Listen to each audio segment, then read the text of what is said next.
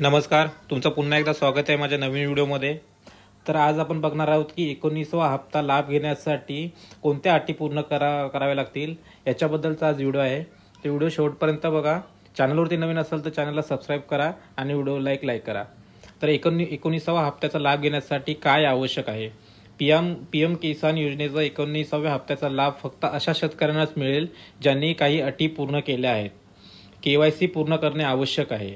ज्या शेतकऱ्यांनी योजनेची नोंदणी केलेली आहे आणि त्यांची केवायसी प्रक्रिया पूर्ण केली आहे त्यांनाच हप्ता मिळेल.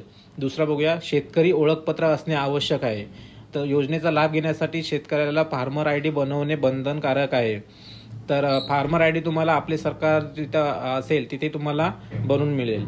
त्यानंतर डीबीटीद्वारे बँक खात्यात हस्तांतरित. 19व्या हप्त्याचा लाभ घेण्यासाठी शेतकऱ्यांचे बँक खात्यात डीबीटी सक्षम केले जावे. तर तुमच्या बँक खात्याला तुमचं आधार कार्ड जॉईंट असणं गरजेचं आहे आणि तुमच्या बँक खाते जे आहे ते डीबीटीद्वारे तुमच्या बँक खात्यात पैसे येतात.